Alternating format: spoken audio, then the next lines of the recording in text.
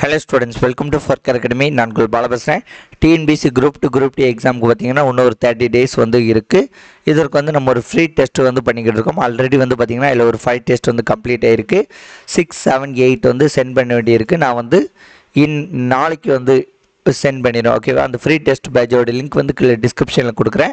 So புதுசாக படிக்கிறவங்க already இந்த ஃப்ரீ டெஸ்ட் பேட்சில் இல்லாதவங்க வந்து ஜாயின் பண்ணி டெஸ்ட் அட்டென்ட் பண்ணி பார்த்துக்கோங்க. உங்களுக்கு வந்து இந்த கடைசி டைமில் ரொம்ப யூஸ்ஃபுல்லாக இருக்கும். ஓகே, இப்போ வந்து எல்லாருக்கும் வந்து என்ன டவுட் இருக்கும்னு பார்த்தீங்கன்னா, எக்ஸாம் வந்து எப்படிப்பா இருக்கும் அப்படின்ட்டு டவுட் இருக்கும். ஓகேவா? எக்ஸாம் வந்து இனிமேல் 2 பேட்டர்ன் தான். ஓகேவா? ஒன்று வந்து பார்த்தீங்கன்னா மாடரேட்டாக இருக்கலாம் அல்லது டஃப்பாக இருக்கலாம். மாடரேட்டாக இருந்துச்சுன்னா தமிழ் வந்து பார்த்திங்கன்னா 85 கொஸ்டின் போடுற மாதிரி இருக்கும். மேக்ஸ் வந்து ஒரு 20 கொஸ்டின் போடுற மாதிரி இருக்கும். ஜிஎஸ் வந்து பார்த்திங்கன்னா ஒரு 40 கொஸ்டின் வந்து போடுற மாதிரி இருக்கும். அதுவே வந்து டஃப்பாக இருக்குன்னா தமிழில் 75 கொஸ்டின் தான் போடுற மாதிரி இருக்கும். மேக்ஸில் ஒரு 15 கொஸ்டின் போடுற மாதிரி இருக்கும். ஜிஎஸ்சில் வந்து பார்த்திங்கன்னா ஒரு 30 to 35 கொஸ்டின்ஸ் தான் வந்து போடுற மாதிரி இருக்கும். அப்போ கட் ஆஃப் அப்படிங்கிறது உங்களுக்கு எப்படி டிசைட் ஆகும் பார்த்தீங்கன்னா, ஒரு மாட்ரேட்டாக இருக்குது அப்படின்னு பார்த்தீங்கன்னா ஓரளவுக்கு தெரியுதுப்பா அப்படின்னு மாதிரி இருந்துச்சுன்னா கட் ஆஃப் வந்து 145 கொஸ்டின்ஸ்க்கு மேலே வந்து இருக்குது மாதிரி இருக்கும். ஓகேவா? இது பிசி எம்பிசி ஜென்ரலுக்கு 145க்கு மேலே இருக்கும். எஸ்சி எஸ்சி எஸ்டி அவங்களுக்கு பிசி முஸ்லீம்க்கெலாம் 140க்கு மேலே, ஒரு 138க்கு மேலே அப்படின்ட்டு டிபெண்ட்ஸ் ஆன் ரிசர்வேஷன் வந்து மாறுவதற்கான வாய்ப்புகள் இருக்கிறது. கொஸ்டின் ரொம்ப டஃப் அப்படின்னு பார்த்தீங்கன்னா இல்லை 90, 120, 125 வருது. ஆனால் ஒரு 130 to ஒரு 140 இந்த ரேஞ்சில் வந்து இருக்கும் கொஸ்டின் பேப்பர் ரொம்ப டஃப்பாக இருந்தால். ஓகேவா? இதை விட குறையும் வந்து வாய்ப்பு இருக்குது. இப்படி தான் வந்து இருக்கும். நீங்கள் வந்து ஃபஸ்ட்டு புரிஞ்சுக்கணும் என்னென்னா, எக்ஸாம் டஃப்பாக இருந்தால் எல்லாருக்குமே டஃப்பு தான். கட் ஆஃப் வந்து குறைய போகிறது, அவ்வளோதான். ஓகேவா? கட் ஆஃப் குறையும், இவ்வளோதான். எக்ஸாம் ஈஸியாக இருந்தால் எல்லாருக்கும் ஈஸியாக தான் இருக்கும். மாட்ரேட்டாக இருந்தால் எல்லாருக்கும் மாட்ரேட்டாக தான் இருக்கும். கட் ஆஃப் வந்து அதிகரிக்கும், இவ்வளோதாங்க கான்செப்ட். ஏன்னா இந்த குரூப் 4 பொறுத்த வரைக்கும் எக்ஸாம் பேப்பர் வந்து ரொம்ப ரொம்ப கஷ்டம். ஓகேவா? ஆனால் கட் ஆஃப் அப்படிங்கிறது பார்த்திங்கன்னா எப்போ 168 கொஸ்டின்ஸ் கிட்டே இருக்கும். இப்போ வந்து கொஸ்டின் ரொம்ப கஷ்டம் அப்படிங்கிறதுனால 150 கொஸ்டின் வந்திருக்கு. இல்லை லக் ஃபேக்டர் இருக்குது, இல்லைன்னு நான் சொல்லலை. ஆனால் அந்த லக் ஃபேக்டர் இருந்தாலும் கட் ஆஃப் குறையும், அவ்வளோதான் வந்து ஞாபகம் வச்சுக்கோங்க. அதேமாதிரி இந்த குரூப் 4க்கு வந்து நிறைய எல்லோரும் பண்ணிட்டோம். ஓகேவா? ட்விட்டரில் அட்டென்ட் பண்ணுறதாக இருக்கட்டும், மனு கொடுக்கறதாக இருக்கட்டும், ப்ரொட்டஸ்ட் பண்ணுறதாக இருக்கட்டும், கால் பண்ணி கேட்குறதாக இருக்கட்டும், எல்லாம் பண்ணியாச்சு. டிஎன்பிஎஸ்சி தரப்புலேருந்து எந்த பதிலும் சொல்ல. ஸோ குரூப் டு குரூப் டேக்கு நம்ம அப்ளை பண்ண எல்லாருமே வந்து ப்ரிப்பேர் பண்ணி தான் ஆகணும். ஸோ ப்ரிப்பேர் பண்ணிட்டு போய் எழுதுவோம். இந்த குரூப் டு குரூப் டே எப்படி இருக்குங்கிறத பொறுத்து நமக்கு தெரிஞ்சிடும். ஓகேவா? அதேமாதிரி இந்த குரூப் டு குரூப் டே கொஸ்டின் பேப்பர் ஆல்ரெடி எடுத்திருப்பாங்க. அதனால் வந்து இது வந்து 100% ஈஸியாக இருக்கும் அல்லது 100% கஷ்டமாக இருக்கும்ட்டு சொல்ல முடியாது. Next year group 4, group 2, group டே, குரூப் 1லாம் எப்படி இருக்குங்கிறத பொறுத்து தான் நம்ம ஒரு அனலைசிஸ்க்கு வந்து வர முடியும். நெக்ஸ்ட் இயர் மேபி இவ்வளவு பண்ணுறதுனால ஓரளவுக்கு மாட்ரேட்டாக வந்து கேட்கலாம் அப்படிங்கிறத நம்ம நம்புவோம். ஓகேவா? எக்ஸாம் வந்து இப்படி இருக்கலாம். ஓகே, இது எதை எப்படி படிக்கன்னு பார்த்தீங்கன்னா, தமிழை பொறுத்த வரைக்கும் ஸ்கூல் புக்ஸை படிங்க, சிலபஸ் வைஸ் வந்து ரிவிஷன் பண்ணுங்கள். ப்ரீவியஸ் இயர் கொஸ்டின் இந்த தமிழ் எலிஜிபிலிட்டி டெஸ்ட் இருக்குல்ல, இதில் வந்து ஒரு 30 to 40 கொஸ்டின் பேப்பரை போட்டு பாருங்கள். ஓகேவா? இவ்வளோ தான் நம்மளோட சோர்ஸ். அவுட் ஆஃப் புக்கு போகலாம் வேண்டாம். ஏன்னா அவுட் ஆஃப் புக்கில் வந்து உங்களால் படிச்சிருந்தீங்கன்னா, ஓகே, நீங்கள் படிச்சிருந்தீங்க அதை மட்டும் ரிவிஷன் பண்ணிட்டு போங்க, ஒரு சில இதை மட்டும். ஏன்னா அவுட் ஆஃப் புக் வந்து இந்த தமிழுக்கு மட்டுமே ஒரு 7-8 புக் இருக்குது.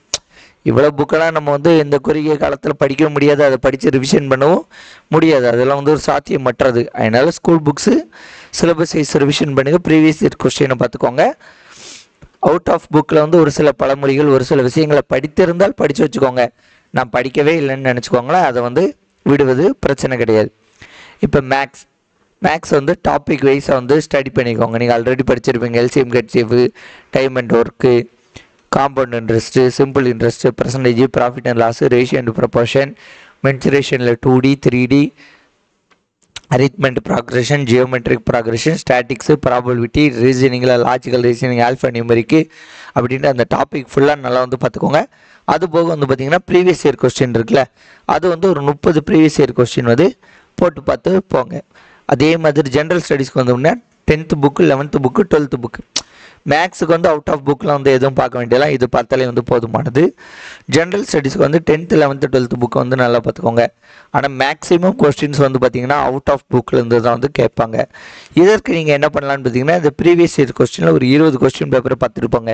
இந்த 20 பார்த்துட்டு போனால் இந்த 20லேருந்து கேள்வி கேட்பாங்களா அப்படின்னு கேட்டிங்கன்னா கண்டிப்பாக கேட்க போது கிடையாது. ஆனால் இந்த 20 கொஸ்டின் பேப்பரை நீங்கள் போட்டு பார்க்கும்போது ஒரு ஃப்ளூக்கில் வந்து உங்களுக்கு ஒரு ஆன்சர் வரும் தெரியுமா? ஓ இப்படியாக இருக்கலாம் இப்படியாக இருக்கலாம் அப்படின்னு நீங்கள் ட்ரை பண்ணுவீங்களே, அந்த ட்ரை வந்து உங்களுக்கு அங்கே போய் வந்து மார்க் வாங்கி வந்து கொடுக்கும். ஓகேவா? இந்த 10th 11th 12thலேருந்து கொஞ்சம் கொஸ்டின்ஸ் வந்து கேட்பாங்க. ஒரு 15லேருந்து 20 கொஸ்டின் வந்து கேட்க வாய்ப்பு இருக்குது. மீதி வந்து பார்த்திங்கன்னா அவுட் ஆஃப் புக் வந்து கேட்காதான் அதிகமான வாய்ப்பு இருக்குது. அந்த அவுட் ஆஃப் புக் கேட்கும்போது இந்த ப்ரீவியஸ் இயர் கொஸ்டினை பார்க்கும்போது நீங்கள் ஃப்ளூக்கில் போட்டு பழகும்போது அங்கே போதியே உங்களுக்கு கொஞ்சம் ஈஸியாக இருக்கும்.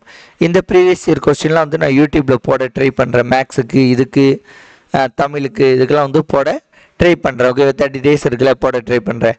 நான் உங்களுக்கு தெரியாத வினாக்களுக்கு விடையளிப்பது எப்படின்ட்டு ஒரு வீடியோ போடுறேன். ஏன்னா இந்த வீடியோ தான் இனிமேல் வந்து டிஎன்பிஎஸ்சியில் ரொம்ப முக்கியம்னு நான் நினைக்கிறேன். ஏன்னா எந்த கொஸ்டினும் தெரிய மாட்டேங்குது. ஒரு 50% ஆஃப் கொஸ்டின்ஸ் வந்து தெரிய மாட்டேங்குது. அது வந்து வெறுமனே லக் அப்படின்னு சொல்லிடலாம், அல்லது அதில் ஆப்ஷன் எலிமினேஷன் மெத்தட் இருக்குது. ஓரளவுக்கு ஒரு கெஸ்ஸிங் மெத்தட் இருக்குல்ல, அந்த கெஸ்ஸிங் மெத்தட் நான் உங்களுக்கு சொல்லித்தரேன். அதை இது பண்ணிட்டு நீங்கள் ட்ரை பண்ணி பாருங்கள். உங்களுக்கு மேக்ஸிமம் மார்க் வருவதற்கான வாய்ப்புகள் இருக்குது. இதற்கு முன்னாடி நான் போட்ட வீடியோவை பார்த்துட்டு போய் நிறைய பேருக்கு மார்க் வந்திருக்குன்னு சொல்லியிருக்காங்க. ஸோ இந்த வாட்டி இன்னும் நல்லா ஷார்ப்பாக பார்த்து அப்கிரேடிங்காக வந்து உங்களுக்கு போடுறேன். அடுத்த ஃபைனலாக வந்து பார்த்திங்கன்னா எக்ஸாம் காலோடைய டைம் மேனேஜ்மெண்ட் தான். இப்போ நமக்கு டைம் வந்து பார்த்திங்கன்னா மொத்தம் 3 மணி நேரம் இருக்குது. இந்த 3 மணி நேரத்தை மேனேஜ் பண்ணால் மட்டும்தான் நம்ம சக்ஸஸ் அப்படிங்கிறதுக்கு வாய்ப்புக்கே போகும். இந்த குரூப் 4ல் எல்லாருக்குமான பிரச்சனை இந்த டைம் மேனேஜ்மெண்ட் தான். அதை நான் தப்பு சொல்ல, அது எல்லாருக்குமான பிரச்சனையாக இருந்துட்டு. ஓகேவா? இப்போ வந்து இந்த குரூப் 4ல் வந்து என்னாச்சுன்னா எல்லாருக்கும் வந்து பார்த்திங்கன்னா தமிழுக்கே வந்து 1.5 மணி நேரம் டு 2 மணி நேரம் கிட்ட ஆகிட்டு. ஓகேவா? அப்போ ரிமைனிங் வந்து 1 hour 1.5 மணி நேரம் டு 1 hour தான் வந்து இருந்துச்சு. ஏன்னா தமிழுக்கு 1.5 மணி நேரம் டு 1.25 மணி நேரம் சாலிடாக எடுத்துக்கிட்டு. அப்போ இந்த நேரத்தில் வந்து பார்த்திங்கன்னா ஜிஎஸ் வந்து எல்லா கொஸ்டின் பெருசாக இருக்குது, மேக்ஸும் பெருசாக இருக்குது. மேக்ஸ் ஈஸி தான், ஆனால் மேக்ஸை போட்டு பார்க்க டைம் இல்லை. ஜிஎஸ்ஸை படிச்சுக்கிட்டு இருந்தால் பெருசாக இருக்குது. அப்போ வந்து இந்த டைம் மேனேஜ்மெண்ட்டில் மாட்டிக்கிட்டோம். கொஸ்டின் பேப்பர் ஈஸியாக இருந்தாலும் சரி, கஷ்டமாக இருந்தாலும் சரி, எப்படி இருந்தாலும் சரி, நம்ம கொடுக்கக்கூடிய டைமில் முடிச்சிடணும். அதில் நீங்கள் கரெக்டாக இருந்தீங்கன்னா தான் நீங்கள் ஃபஸ்ட்டு ஸ்டெப் வந்து இந்த இனிமேல் வரக்கூடிய டிஎன்பிஎஸ்சி எக்ஸாமில் பாஸ். ஓகேவா? இப்போ வந்து பாருங்கள், இதை வந்து நீங்கள் என்ன நடந்தாலும் கொஸ்டின் பேப்பர் ரொம்ப டஃப்னாலும் சரி, ரொம்ப ஈஸினாலும், ஏன்னா ஈஸி மீடியம்னு நீங்கள் போட்டுருவீங்க. ரொம்ப டஃப், இது வரைக்கும் வாழ்க்கையில் இல்லாத அளவுக்கு டஃப்னு நினச்சிக்கோங்களேன் தமிழுக்கு. அப்போவும் வந்து 1.25 மணி நேரத்தில் தமிழ் முடிச்சிடணும். இந்த 1/4 மணி நேரம் வந்து பார்த்திங்கன்னா அவங்க கொஸ்டின் பேப்பரை பார்ப்பது கொடுப்பாங்க தெரியுமா, ஒரு 1/4 மணி நேரம். அந்த 1/4 மணி நேரத்துலேருந்து இங்கே எடுத்துக்கணும். மேக்ஸ் வந்து பார்த்திங்கன்னா எவ்வளோ டஃப்பாக இருந்தாலும் 45 minutes. ஜிஎஸ்க்கு வந்து பார்த்திங்கன்னா எந்த கேள்வியும் புக்கிலேருந்து கேட்க போதில்லை, இல்லை குருட்டாம் போக்கில் தான் போட போகிறோம், எல்லாம் கெஸ்ஸிங்கில் தான் போட போகிறோம். ஸோ அதுக்கு ஒரு 1 hour. ஓகேவா? ஸோ 2 மணி நேரம் 3 மணி நேரம். இது போக இவங்க ஒரு 15 நிமிஷம் எக்ஸ்ட்ரா கொடுத்துருக்காங்கல்ல, இந்த 15 நிமிஷத்தை இதை கூட கொஞ்சம் சேர்த்துக்கோங்க. இதுக்கு ஒரு 10 நிமிஷம் சேர்த்துக்கோங்க. ஓகேவா? ஒரு 5 minutes வந்து கொஸ்டின் பேப்பரை பார்க்க வச்சுக்கோங்க. இந்த மாதிரி நீங்கள் பண்ணால் மட்டும்தான் பண்ண முடியும். நம்ம வந்து மேக்ஸிமம் வந்து இங்கே தான் வந்து நம்மளுக்கு பிரச்சனை நடக்கும். கொஸ்டின் பேப்பர் ரொம்ப டஃப்பு. என்ன நடக்கும், தமிழுக்கே வந்து 1.5 மணி நேரம் டு ஒரு 1.25 மணி நேரம் ஆகுதுன்னு வச்சுக்கோங்களேன். தமிழுக்கு 1.25 மணி நேரம் ஆகிட்டு நம்ம அதுக்கப்புறம் ஜிஎஸ் போடுறோம். ஓகேவா? ஜிஎஸ்க்கு வந்து பார்த்திங்கன்னா 1 hour ஆகிட்டு. மீதி 15 minutesல 25 கொஸ்டின்ஸ் எப்படி போட முடியும்? போடவே முடியாது. அப்போ வந்து OMR ஷீட்டை ஃபில் பண்ணி கொடுப்பதற்கு தான் நேரம் இருக்கும். அப்போ மேக்ஸ் அடி வாங்கிடும். இப்படி தான் வந்து இந்த குரூப் 4ல் எல்லாருக்கும் நடந்துச்சு. ஒரு கொஸ்டின் பேப்பர் டஃப்னா OMR ஷீட்டில் இந்த டைம் மேனேஜ்மெண்ட்டில் தான் பிரச்சனை வரும். ஸோ இந்த டைம் மேனேஜ்மெண்ட்டில் வந்து ரொம்ப ஸ்ட்ராங்காக இருந்தீங்கன்னா நீங்கள் சக்ஸஸ் பண்ணிடுவீங்க. ஸோ சிம்பிளாக சொல்கிறேன், டைம் மேனேஜ்மெண்ட் வந்து நமக்கு எக்ஸாம் ஹாலில் ரொம்ப முக்கியம்.